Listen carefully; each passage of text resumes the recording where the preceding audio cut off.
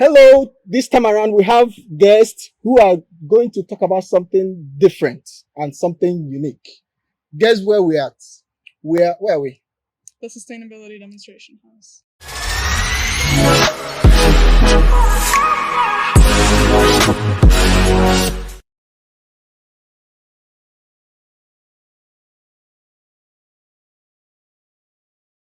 In Houghton, Michigan, Yeah. in the UP. Sustainability Demonstration House.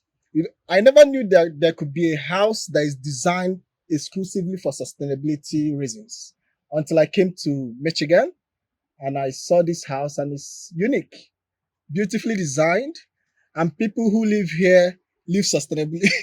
Is that right? Yes. Yeah. Do you have to live sustainably? It's part of our house goals, so Okay. we do hold each other accountable. There's a couple of systems for that, but half of the work that we do here is just like our own personal lifestyle changes. So, Well, let's start with introduction. So, my name is Genius, as you know. Um, introduce yourself. You tell us a little, anything you want us to know. Sounds good. Well, I'm Ellie Rizk. I've lived here for about a year now, and I'm studying sustainability science at Michigan Tech. That's why you live in Sustainability Demonstration House. I actually moved here before I switched my major. Oh, okay, okay. I study ecology. My name is Zoe Mazurkowitz. I've lived here for a little bit less than a year, so I moved in the fall. And then I'm studying computer science and mathematics, but I want to use it for more of a sustainable purpose. There we go. There we go. I'm not cutting that out. That's fine. That's fine. I don't care. That's okay. You know, the discussion about sustainability is a global discussion. Yeah. With the Sustainable Development Goals, the 17 of them, the whole world is into this quest of sustainability. Mm-hmm. But you might be surprised to know that we hear it every day and so many persons don't know what you're talking about. Mm-hmm. Sustainability, sometimes they only think of maybe climate change, is restricted in some kind of political sense or political rhetorics. Mm-hmm. So in the simplest of way, how do you explain sustainability? Generally, for everyone, whether you have a PhD or you're a kindergarten, how do you really explain sustainability? Do you want to go back and forth? Or? Yeah. Okay. I mean, the first thing that comes to my mind is that it's different for everyone. So like everyone's not gonna have one specific definition of sustainability. But it's like similar. So like the way you can approach sustainability can be different for different people. So it's like about I like to say it's about doing what you can to help reduce your impact on the world, whether that's like I know for like this is more higher language, but like CO2, like net zero emissions, or just like making sure you're recycling more and trying to like just be conscious about what you're doing for the world and what your impact is. Yeah, I would add to that if we just look at the word sustainability, it's just like how can we do something for as long a time as possible? And so it can be a mindset that we apply to everything from business building to the way we create capital in the US or everywhere, but we really need to think about it with the way that we create money in the US, the way we live our day-to-day lives, how you manage your own waste. So yeah, just like Zoe said, it's varying levels and in many different aspects of our lives. I think every aspect of our lives is what is sustainable. I'm a Nigerian. I was born and bred in Nigeria. I grew up in Nigeria. I know the judgment for Nigerians. So I want you to make judgments for people in the US. You're Americans. If you are to pass judgment on Americans, how sustainable are you guys? Not very. I think we're like top, like maximum not sustainable. I agree because 10 out of 10, like 0 to 10, we're the max not sustainable. The American 10.1. Okay, we're in Michigan. How about people in Michigan? Yeah. Is it the same or is it different? I think it varies depending on where you're at. I think college towns are a little bit more conscious of it. People who generally have like upper middle class lifestyles might be more aware of it. I think a lot of America is in survival mode in a lot of ways, just kind of trying to make it day by day. And so it's impossible to think about like, how can I continue what I'm doing long term if you don't even want to continue what you're doing long term? So you kind of have to reach a certain income bracket, I think, to even like really care about sustainability in America, just because like that's where the messaging is directed at. And then if you go past that, you're just immediately into overconsumption territory, and it's hard to bring it back into like why sustainability matters and like why you should care about things outside of, I don't know, your own consumption patterns. Let's bring this to your daily living. I mean, you're living in Sustainability Demonstration House. How do you demonstrate that? I mean, Sustainability Demonstration House. How do you demonstrate sustainability daily while living here? How does it work? I mean, what do you do? Okay, just let's go through your day. Let's go through your day. Just to like start off with, just like, you know, like when we ask people to live, or when people apply to live in the house, they may not be sustainable from the start. They may be working on it, or like, you know, we can all improve our sustainability, but like they may not be like to where they will be once they leave the house. Yeah. So like for the Sustainability Demonstration House, could be turning your life into like being more sustainable and then working on that afterwards. But we also have different systems in the house that like that students can help like maintain and help like learn the ways of like, so if they want to like continue this after their college career, or like their life, or their time here at the Sustainability Demonstration House. So it's a lot about your own personal life, but also about like the systems that are like within the house. It's like a training ground too. Yeah. Oh, okay. So our concrete things that we do day to day as a house are we compost all of our food waste, at least as much as we can compost. We recycle Houghton curbside. I'm blanking. Do you we have have a low garden? flow faucets. Do you have a garden? So Low flow faucet. What? Do you we have a do not garden? have an active garden, Okay. just because we had some tough times with tenant turnover. It's okay. when you plant a garden in Houghton, it's like the exact time everybody leaves, so Yeah. it's hard. Yeah. Okay. Yeah. But We have the starts. We'll get there. Yeah. But we also try to have, we have like more complex systems as well. So we have our indoor gardening system, which is called, it's called Let Us Grow, but there's a lot of different other companies that do the same thing, and it's generally called hydroponics. And so like that's good for like, especially Houghton weather, because like, you know, when you can't get the seeds in exactly on time, you still have a source of like, okay, like I want a garden, I can have this indoors. But then we also have something called aquaponics, which is similar, but it adds in like the fish. So you have like nutrients from the fish that come and then are fixed by the plants, and it's a big cycle of nutrient fixing, and so everything benefits from like the fish, the plants, and then it just cycles. And then in addition to the systems that we built, we also have like low energy use appliances from Whirlpool. So our induction cooktop is a big one. Our fridge and freezer and like washer and dryer are all designed to be minimal energy, minimal water usage. We have low flow faucets, so we use like 30% of the typical water that we would just with normal faucets. And then our water and energy consumption are both tracked. So we set goals with that sometimes. It gets tough in the winter. But like right now we're living off of solar completely. We have 2 tenants in the house and it's sunny in summer, so it's easier. Doing these things, do you have to put additional effort? Do you have to put extra effort? Do you have to be disciplined, or is it just easy, simple everyday life? Or do you have to kind of consciously put effort? How does it work? I think it depends on the goal. So for electricity and water use, we don't have to do a ton differently. I mean, I started showering differently when I lived in the house. Taking like military showers, if you've ever heard of that. So you're not like running. Yeah, sorry. You're not like running water the whole time. So you'll rinse off.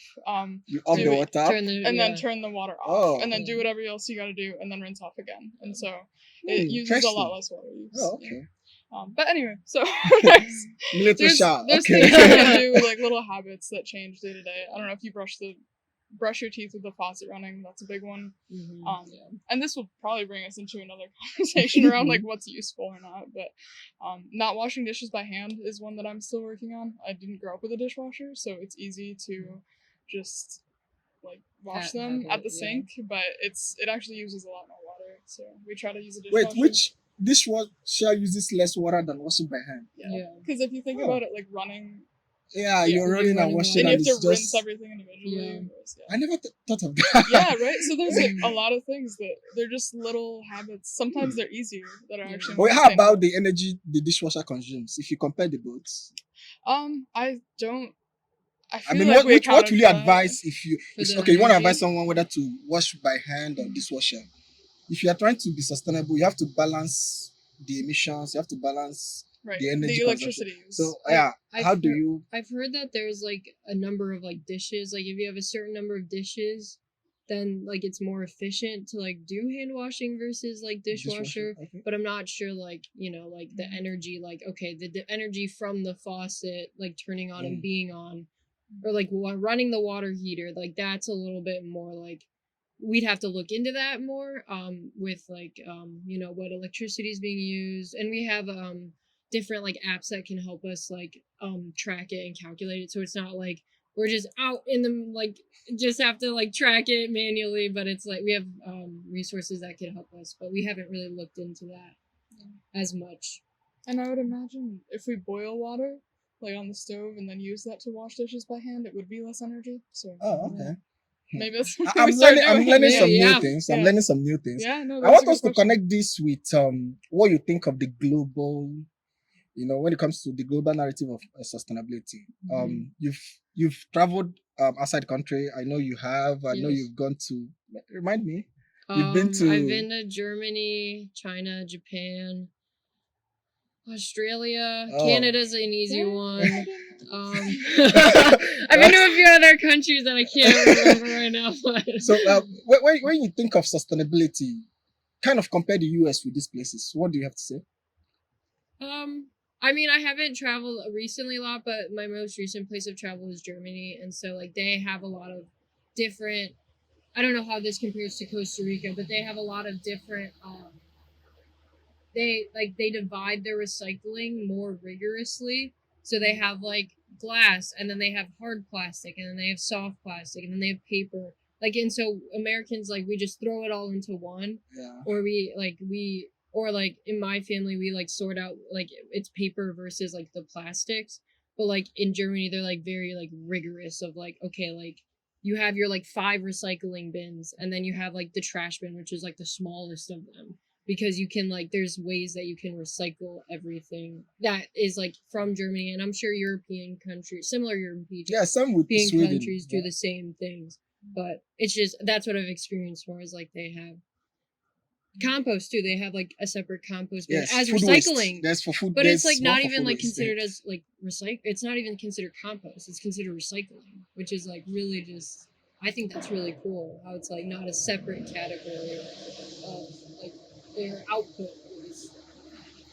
I want to ask. I'm from Nigeria, and countries over the years, hundreds of years, have survived through, especially in the last 300, 400 years. The ones some scholars call the Anthropocene age. The world has survived through industrialization, this global trade. And this global trade has made the West, I'm talking about Europe and America, very rich. And it is through mainly burning of fossil, for example. That's one of the major things, oil, the oil market. Mm-hmm. And now the world is preaching green energy. The world is preaching net zero for us to diversify from fossil to greener energy and stuff like that. But countries like Nigeria, where a young democracy, our democracy is just 20 years old. The country was founded in 1914, and we got independence from the British in 1960. So we are very, very young, and we are still trying to build our economy. And our major economic our major market is the fossil, is oil, is the crude oil. What will be your advice for developing countries like Nigeria, whose major commodity is oil? Mm-hmm. Do you advise us to keep harnessing the economy of oil, knowing or having with the reality that we might not be able to afford the green energy that the world is shouting?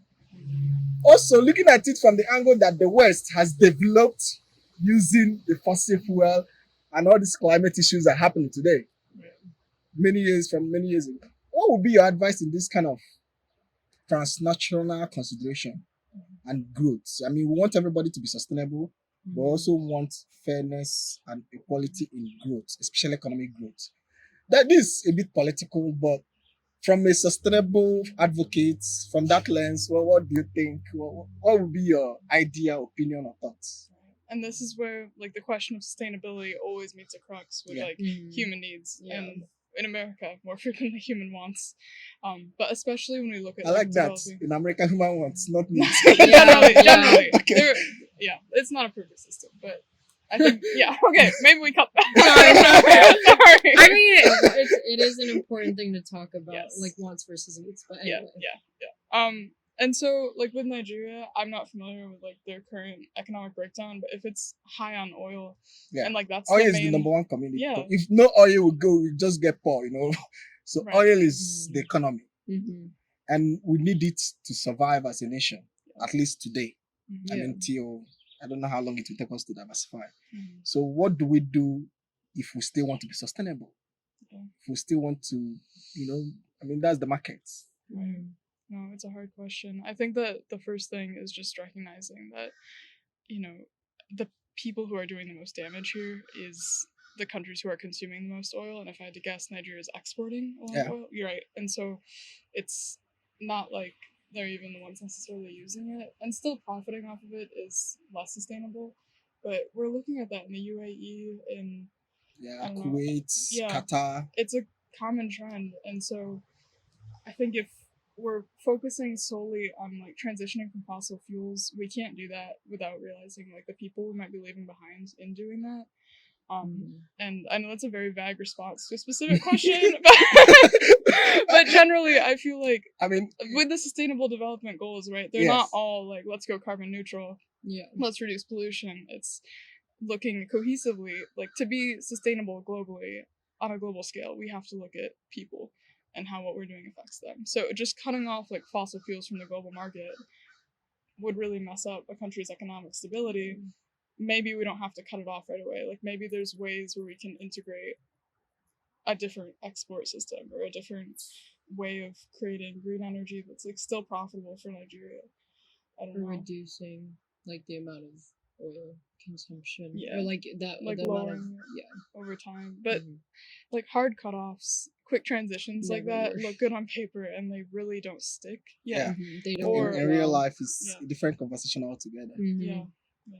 But I know that's a hard question. No, I'm sorry. I wish I answered it better. Is there more there that we can No, you did a good job in giving because you're not a politician. No. But this response actually speaks to policies. This response speaks to the realities. I mean, those making policies, I hope they see this video. Wow. Influencers. I mean, like, everyone talks about like by 2030, by 2050, we're gonna we hear so many. But it's like we were just talking about before, hard cutoffs never work, and so we have to find ways that don't like slowly diverge from it, not just like this is how it's gonna be. We're gonna cut fossil fuels and just be done with it. Like we've come to rely on these things so much more than I think people realize, and so just a hard cutoff would, again, like Ellie said, leave the world like grasping for like what next. And so we need to like slowly like, okay, like here's one way where we can slowly diverge by using more electricity instead of fossil fuel consumption, and instead of using fossil fuels to generate electricity, maybe like have more solar panels or other ways to collect energy like wind and water as well. That are often cheaper and more accessible, I think, on a smaller scale. But one thing that this brings up is just, it shouldn't be an excuse to not make change-making policy. We can make quick changes. We just have to be thoughtful around like who they're going to affect, and like have a plan, not just enact something and let it fly. I think. I have one more question that is just similar to what I just asked. Yeah. Is about a concept, especially in environmental advocacy. The concept of